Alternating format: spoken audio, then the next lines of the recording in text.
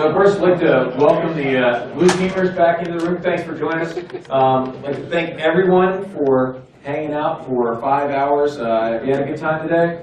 Yeah. Great work. My name is Mark Baggett, and it is my honor to give you the last talk of the day. Last talk of the day, it's not necessarily blue team, not necessarily red team. It's a little bit of red team in here, but it's mostly a collection of interesting research that scares me. I'm calling this my crazy, sexy hacking, my career-ending tinfoil hat talk. As you can see there, when I'm doing all of my computing at home, I've got my tinfoil hat on to keep the NSA from reading my brain waves. I know that I'm within that critical distance that they can read those brain waves. So my name is Mark Baggett. That's my Twitter handle. I'm the owner of In-Depth Defense, which is a private consulting company. I do penetration testing, incident response. I also teach for SANS. I teach their offensive classes 504 and 560. I also teach the Python class. I'm the course author for the Python for Penetration Testers course. So there's been a lot of great talks about Python and other things. If you're interested, you want to learn some Python, lots of great opportunities for you to do that. So if you've seen any of my stuff posted on the web, it's probably been at the Internet Storm Center or on fall.com, which is now Security Weekly. That's where most of my blogs go. I also do some blogging on SANS pen testing website as well. So, yeah, like I said, this talk is a collection of kind of research techniques that have come out over the last year that I find to be very interesting. I think some of them got some press. It's not heartbleed type press, but it's got some press attention. But it's just kind of things that I just wonder where we could go with this. Most of this isn't complete research. It's just my imagining where we could go with some of these research and some of the things we could do with it. So why do I call it my career-ending talk? Well, because this is the first talk that I'm going to give that's going to publicly reveal for the first time, the depth of my paranoia, right? Exactly how paranoid am I about these things? And you guys can look at this and you can let me know whether or not my fears are rational. So the first piece of interesting research that I wanted to talk about is this stealing private keys based upon sound. Did you guys see this paper when it was posted this year? This was amazing. So the guys who did the research, Daniel Jenkin, Adi Shamir, and Aaron Tromer, you can see the URL when you can download this. What they discovered was that they could use a mobile device, and if it was within 30 centimeters of the exhaust port of your laptop, then they could use the software on that mobile device to record the sounds of your fan and the tweaks and the twerps and all the noises coming from your computer. And if you were decrypting a file that they sent you, they could derive your RSA private key from just the sounds that they had on your computer. Now, of course, the mobile device within 30 centimeters is the best case scenario, but they've also figured out that they could do it within 4 meters if they had parabolic microphones, or if they had those laser vibrometers where they could just measure the sound waves inside the room, they could go for a much greater distance. They also released a version of this where it was, you go to a web page, the web page turns on the microphone in your laptop and records the audio. And since you're going to their web page, the web page can also deliver the file that they need you to download. So you visit a web page, start decrypting the file while they're recording the audio, and they can figure out your private key associated with your encryption. I thought, wow, this is pretty amazing stuff. But that's not the worst. That's not the scary part. Right? So the scary part here is Adi Shamir. You guys know who Adi Shamir is? Yeah, that's the S in RSA, right? So Adi Shamir created RSA, right? We've been using RSA for all this time, and then he comes out and says, oh, by the way, I can decrypt your private keys using your microphone on your laptop. To me, this is a pretty good indication that Adi Shamir is a spaceship. And he's been sent here to make us all feel stupid. Okay? Another piece of research that I found to be very, very interesting is by Bunny and Xops, right? Obviously, their parents love them when they give them thing. But Bunny and Xops, they published this interesting research on backdooring SD memory, right? And so what they did is they took all these SD cards, right, any type of SD memory, and they applied acetone and things like that. They opened them up, and all of them have these microchips that are built into the SD memory. And they go to explain in their research that SD memory is actually a very volatile form of storage. That when we store things in memory, that the bits inside of SD memory go bad. The chip is constantly having to move memory around. You might write bits to one part of SD memory one time, and then when you go to read it, the next time it writes it back somewhere else. So they actually have these really complex algorithms that they use to read and write to SD memory. And if you buy like a 1 gigabyte SD card, there's actually probably like 10 to 20 gigabytes of memory on that thing, and you're actually only using a small percentage of it, and they're constantly moving around the data. They actually have to have a small operating system that is written and runs on these chips that's on these SD cards in order to handle the complex moving around of math and where to calculate things. They went as far as to say that when you are reading from an SD memory card, that you're not actually reading your data, you are reading a probabilistic representation of your data when you read from these things. Now, where do we have SD memory cards? Well, we've got SD memory cards in our cameras, in our phones, our laptops. As a matter of fact, this is becoming the memory that we use in everything. And for each of these things, there's this little chip that controls everything that's being read from and written to our hard drives, our phones, our everything. So they said, I wonder if we could rewrite that operating system and do other things with that little chip. And so they did some experimentation with that, and they were able to basically create a little hello world application that they were able to compile and get on this thing. So what is this thing here? Yeah, this is the only known compiler for SD card operating systems. It is up on a Chinese website, right? So you have to go in and you write the operating system inside in C, and then you can run this thing, you can compile it, and then you use this to load your operating system onto these things. So there's one website, and it's got Chinese applications on it. Now, if you're here, you work for the NSA, and you haven't already replaced this application with your own, then I would like some of my taxpayer dollars. Think about this, right? You're going to replace the operating system that controls everything that's read and written to the hard drives of every laptop, every mobile device.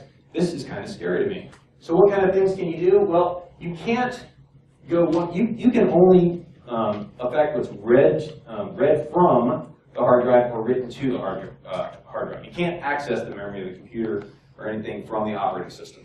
But who cares, right? That's all you need, right? You want to go and run an executable from the hard drive? Well, they can control which executables you're going to actually run. They can modify those executables when you go to run those things. You want to read information from the disk, they're going to control what is read.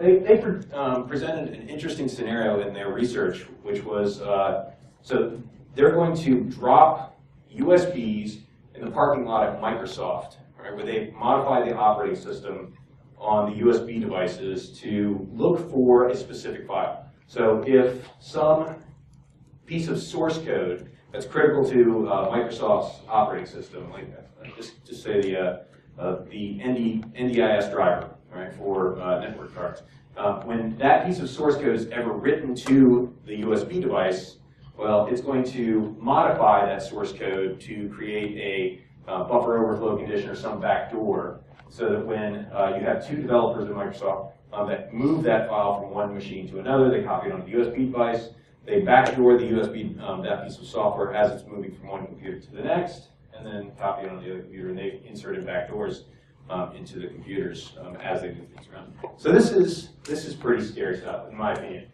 That our phones, right, our laptops, we don't necessarily know, right? How are you going to detect this? right? Your antivirus software scanning your hard drive, no, it's going to be very difficult to detect this. So I thought about this and I thought, oh my gosh, is it possible? Is it possible that this has already been done to us, right? Is our phone spying on us? And I think, just based upon anecdotal evidence, that is pretty clear that our phones are secretly taking naked photos of us, sending them to the iCloud. Okay? Code caves. Code caves are awesome, and they're in the Veil framework as well now, right? You guys will stop in the Veil framework as well, right?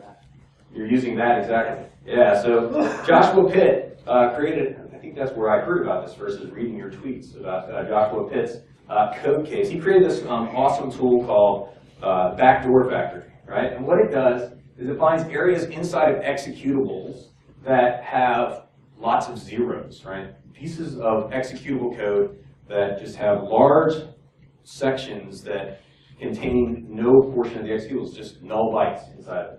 And he's going to write his malware inside of the legitimate executables. So, I mean, we've been putting malware inside of backdoors for a long time, but we've kind of been doing it this way, right? Where we take an existing backdoor and we append into a new section in that executable the malicious code. And then you go back and you modify the original program so that it jumps out, it executes your code at the end of it, and then when your code is done, it jumps back into the executable. But he's writing it actually into the original programs. So there isn't a new section, making it much more difficult to detect this type of activity. So here you can see an example of a code block, right? A code cave, where it's just got large sections of null bytes inside an executable. Why do our executables have large section of null bytes?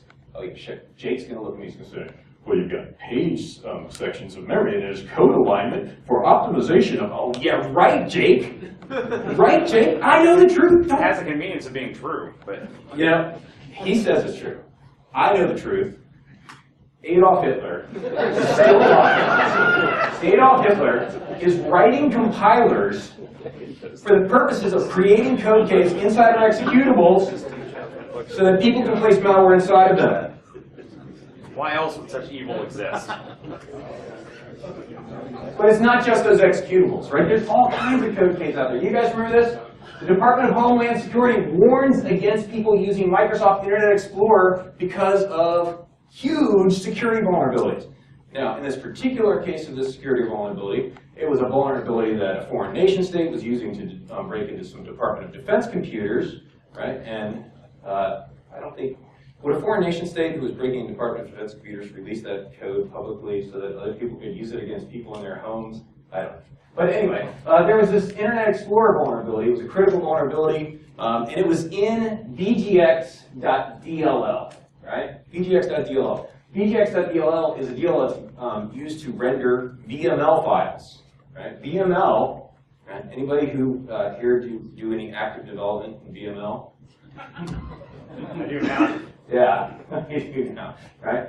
So it's been around since 1988. It was replaced in 1998 by SVG. Right? So there really shouldn't be a whole lot of web pages out there that are actively using VML. But Internet Explorer still has a DLL that is still automatically loaded into memory to process VML files. It's just never used, right?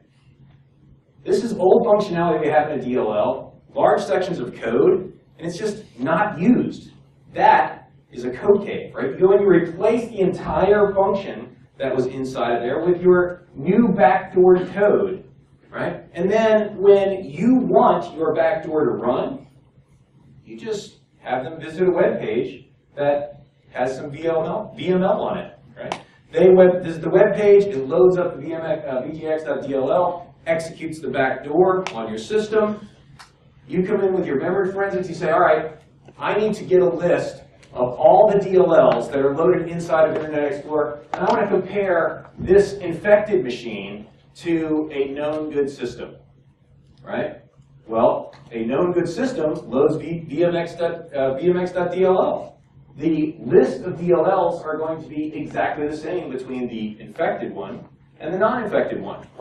As a matter of fact, if you go through and you break down even further, and you say, which APIs are being called by this DLL? Well, guess what? The infected version is going to have the same API calls as the legitimate version. It's going to make reverse engineering this, or figuring out that you've been owned, is going to come down to, all right, not only do I have to figure out which APIs are being called, but you also have to actually look at the code that's being executed and see what's happening inside of that executable. Okay? Now, there's a couple of problems, right? If I'm going to replace VGX.dll, well, Microsoft digitally signs those DLLs. So you can't just go and write stuff into the middle of the DLL, because that's going to be a problem, right? If we go and write stuff in there, we're going to break that digital signature. So how do we get around this? Well, we could load it into the DLL after those digital signature checks have occurred, or we could find some way to defeat digital signatures, right? But that would be really hard, because think about it. Digital signatures, we rely on those for everything, right? That's how we sign our emails. That's how we sign our applications. If you have executables that are digitally signed, hey, antivirus software says, oh, this thing's good to go. Right? So digital signatures, if we could break that, that would be really, really bad. All right, let me just do a little command prompt demonstration here. So here I've got a Windows directory. Okay. First off, let's do this. dir explor asterisk dot asterisk. You can have two files in a directory with the same file name. Space. What's going on here? I know some of you guys have seen this as I demonstrated in a Python class I was doing recently. What's going on here? Got a space. I got a space after one of these. So this isn't explorer.exe. It's explored, well, one of them is explorer.exe. The other is a copy of PuTTY, and it's named explorer.exe space, right? But it's very difficult for us as human beings to tell the difference. That it looks like two explorer.exes there, right? Well, how difficult is it for the operating system to tell the difference between the two? So I'm going to run a tool called tools sigcheck, right? Sigcheck, which checks digital signatures. Tools, thank you. /sigcheck. explo asterisk. All right. So according to Microsoft, both explorer.exe and explorer.exe space, and you can tell the second one, you can see the space before the colon there, both of them are digitally signed by Microsoft. Now I just told you that explorer.exe space is a copy of PuTTY. Okay, what's this? I can also tell sigcheck to give me, dump the hashes. What's the hash of each of these files? That should help me out. Okay, so explorer.exe and explorer.exe space have the exact same digital signature, right? So what's going on here? Well, there is a vulnerability in the operating system, right? That when you go to access a file that has a space at the end of it, right, the operating system trims the trailing space. So in any application, such as sigcheck, such as insert antivirus software, file integrity checking, any type of software that's going to rely on digital signatures, goes to open up explorer.exe space, the operating system actually gives it a copy of explorer.exe. Okay?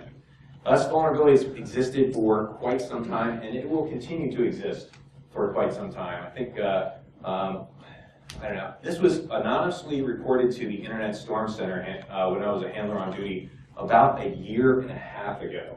And I started working with Microsoft, letting them know that this vulnerability existed. I didn't talk about it publicly until about 4 months ago. Although Matt Graber and Chris Campbell, is Chris Campbell in here? Matt Graber and Chris Campbell, good, I'll talk about it. No, they did a blog post on this about 3 months after it came onto the Internet Storm Center. So this is a vulnerability, and this is a bypass of digital signatures. So not that we could necessarily use it in that same way, but it is interesting that you can do that. I've got one more. How about bypassing it or shimming those DLLs after the executable has been loaded? Let me give you a demonstration of something that we can do to modify executables after it's been loaded. Yes, sir? Would that defeat application whitelisting that's like built into Windows via GPO? Excellent question. So will this defeat application whitelisting built into Windows? This does not defeat App Locker. Okay, so App Locker, but as far as I know, every other digital signature check-based software, with the exception of CrowdStrike's incident response application. And Doug, you know if Redline's been patched now? Don't ask me, I don't work for that company. Okay, does anyone I know Andy was working on a patch that's going to address this for with Redline, but basically anything, Process Hacker, Process Explorer, anything that's checking digital signatures that's not App Locker and CrowdStrike that I know of is vulnerable to this attack. Okay, thanks for the question. Yeah, do you wear an extra large? Yeah. There you go.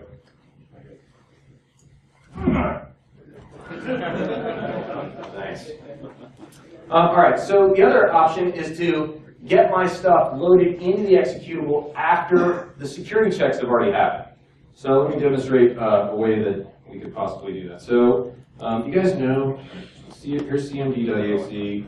If I would take cmd.exe and I run it, and here I'll do a color -0.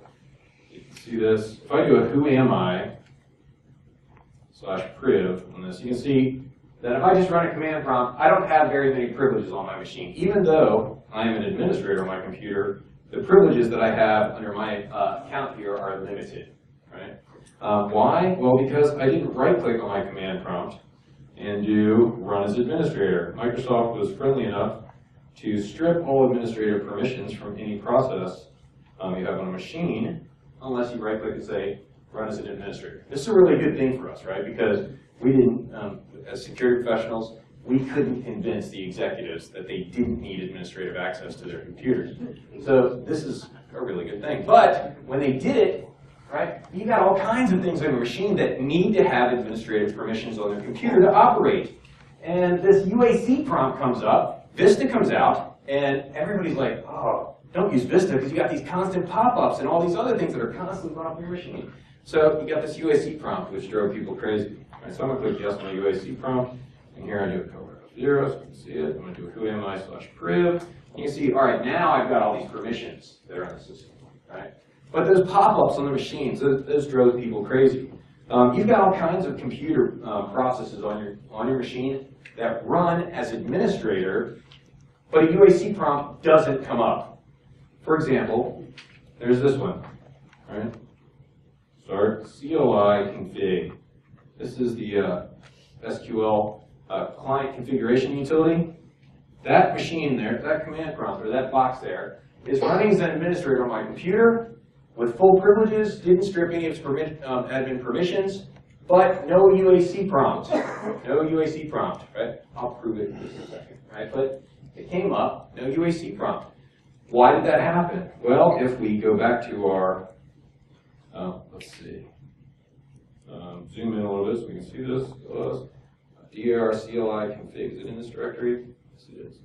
All right. I'm going to run tools sig check -m. I'm going to dump the manifest file associated with CLI config. If we look inside the manifest file is got some configuration information used by Microsoft, has permissions, things like that. I can look at this manifest file and I can see that it's got this auto elevate is set to true. See that line down there in the bottom? That's a little too short to actually reach up there and see it. You guys see that line? That line inside the manifest file tells Microsoft, hey, don't do that whole UAC thing when this process, when this particular process launches on the computer.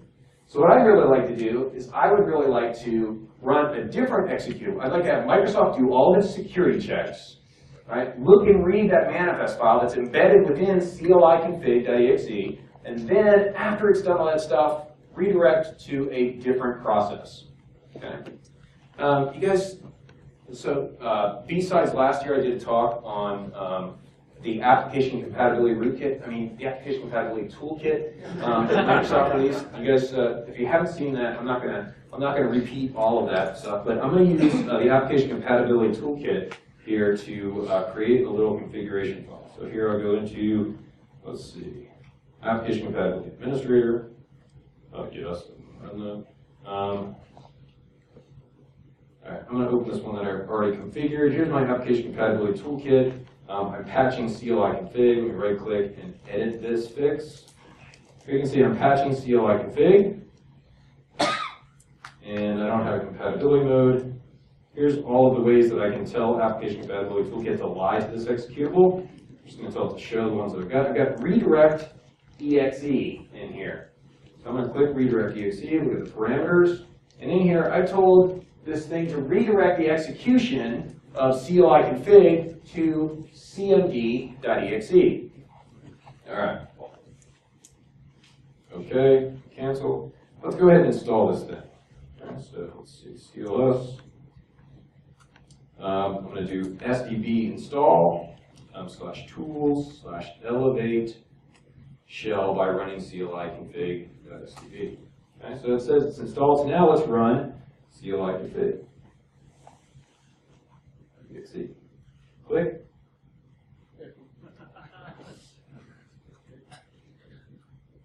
Oops, color F0. Who am I? /priv. Okay. So I've got full administrative privileges on here. The administrator box. Wait a minute, did I click the UAC prompt? No. I did not click the UAC prompt. So what that means is it read the configuration for CLI config, right? It applied the manifest that's associated with CLI config. Then after those security checks had been done, it redirected to command prompt. I have a command prompt. So it's a UAC bypass. Yes, sir. Does installing the shim require administrative privileges? Does installing the shim SDB install require administrative privileges? Yes, it does. From a UAC prompt, let's say SDB install also has auto elevate set to true within the within its manifest file. Yeah. Okay. So after the checks were done, then it loaded and did the redirection of the executable. So I imagine, and I just say imagine, that similar techniques could be used to load DLLs and things like that after security checks have been done to actually get those code Ks into legitimate executables on the system. Okay? So I did that talk with on application compatibility toolkit, and shortly after that, I got an email from John Erickson. Right? Anybody recognize the name John Erickson? Yeah, it's not that John Erickson. So there's a guy named John Erickson. He wrote this book, and this guy sent me an email, said, "Hey, my name's John Erickson, and can I get a copy of slides from your application compatibility toolkit?" And I'm like, "Of course you can. You're awesome. I read your book." He's like, "I'm not the John Erickson." But as it turns out, anybody named John Erickson must be a complete genius, because this guy, what he did is he took the research that I had initially done and he went much, much further, and I hate John Erickson, right? Because he did it better than me. So what he figured out, he reverse engineered the SDB process, and he figured out that these SDB files have a section in them called patch bits, right? What patch bits is have you guys ever seen Microsoft fix-ups? You can download a Microsoft fix-up and apply it to your machine, and somehow it magically makes vulnerabilities in our computers go away. How does it do that? They don't replace the executables on our machine. How do they do that? Well, it turns out that patch bits inside of that SDB file can modify executables in memory after they've been loaded and security checks have been done. Right, so what he can do is he created a patch bits fix-up using a patch bits SDB file that modified explorer.exe so that it contained explorer.exe plus additional payloads. Right, so explorer.exe, which is a digitally signed portion of the operating system distributed by Microsoft. Right, you have the most secure environment in the entire world. you only allow explorer.exe to run in your environment, right? But these apply to patch up, a security SDB patch up to your system, so that not only does explorer.exe run, but it contains an additional payload that modifies the executable. So he was able to modify digitally signed executables and modify the executable to do whatever it was that he wanted. Is that interesting? Is that scary? Does this keep you up at night? I was a little worried about it, right? I was a little worried about it when John initially released this information. The more I looked into it, look, obviously, Bigfoot is using explorer.exe to control all our minds, and Bigfoot lives inside of a code cave. As a matter of fact, I am pretty sure that all that stuff we can't find, Loch Ness Monster, Jimmy Hoffa, all of them exist inside of a code cave. This is one of those things that you're supposed to be able to stare at it, and it's like something comes out. I can never see those things, right? I'm sure that it has something to do with code caves. I did this other thing. I was playing with WinPmem. WinPmem is a really awesome memory forensics tool. It's a driver that installs, and then you can use Python to interface with this driver and extract memory components. And I downloaded WinPmem and I installed it on my machine. And when you first run WinPmem, it says, "Hey, you now have you have got this memory acquisition mode where you can read from memory." And it gives you these memory ranges, and it says, "Read memory from that location to that location, that location to that location. Go extract your memory from these 3 locations." And I thought, what are you, silly? Right? I don't want just those portions of my memory. I want all of my memory. Why would I just get those? If I just get parts of my memory, bless you, that's not even going to be a forensically sound memory capture. I have to get all of memory. So me knowing more than the people who wrote WinPmem, I started dumping all of my memory from the beginning of memory all the way to the end of memory. And Volatility wouldn't read it. And Redline wouldn't read it. And none of those memory forensics utilities were smart enough to understand how to read all of my memory when I dumped all of my memory from the beginning of memory to the end of memory. And I said, what's up with this? And I fought with this thing for hours. And then I read the manual. And as it turns out, there's all kinds of things that are actually so it's interfacing with the chips on our computer and actually dumping memory from beginning to end. But it turns out that your operating system doesn't actually use all of the memory in your computer. It's just in ranges of memory inside of your computer. And there's sections of your memory that don't have operating system memory, right? But if I read from that memory, I get stuff. And I was like, well, what is this stuff, right? And, okay, it has something to do with PCI and ISA and PCI Intel. And I don't know, right? Well, so once again, I went back and I read the manual, right? And it turns out that, oh yeah, so we've got like shared video memory. Right? Shared video memory is memory that's in your computer, and the video card, right, takes its operating system and it writes it into your RAM in your hard drive. So when I was dumping all that other stuff, I was dumping video memory and PCI resource memory and stuff that is associated with other hardware on my computers.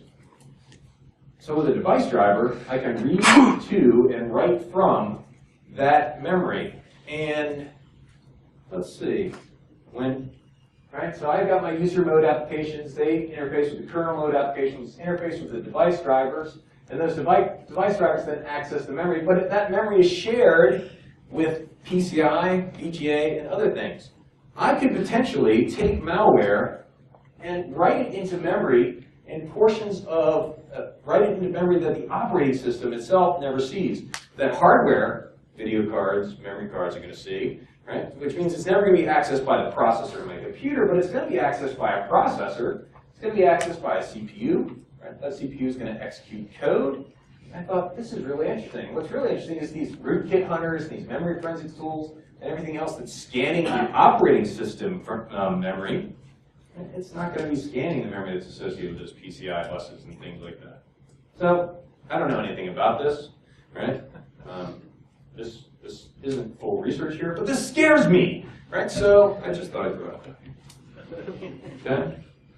So basically, I look at these, the way that we have stored memory out there, the things that we have rootkits, all of the technology that we rely on that has the potential to be compromised in very interesting ways, in my opinion. And I think to myself, you know, the internet is like one of the pinnacles of human achievement. It's one of the greatest things that we've ever done, right? The modern operating systems on our laptops, this is like really awesome stuff for our species, but yet it's so horribly flawed. I have to ask myself, you know what? Did we really put somebody on the moon? And I think it's pretty obvious that there's no way that we actually did this. Yeah. All right. So on a serious note, right? I think that there are lots of interesting things going out there. I am always impressed by how far researchers in our field are pushing the lines with interesting things. You know, some of the talks that we've seen today are really interesting things that have given me a lot of cool ideas that I want to go back and play with. You know, the challenge to defend our networks is incredible. It's going to be very difficult for us to do this, and the more research comes out, I think it empowers us as we begin to understand the potential flaws and the ways that people can break into our networks. And then we can come up with new, interesting, and new innovative ways that we can do this. I hope that you were as inspired by some of the talks and some of the information that you saw today, that you will take the talks, you'll go and build on them from there, that we'll see lots of new research come out of the talks that you saw today, that next year, when you guys have come up with these incredible discoveries, that you'll bring them back here to Augusta BSides 2015, which I hope that we'll be doing again next year. I want to take this as an opportunity to thank all you guys for coming out here to Augusta BSides, and I'd like to thank all the speakers who took the time to come out here, and we'll see you back here next year.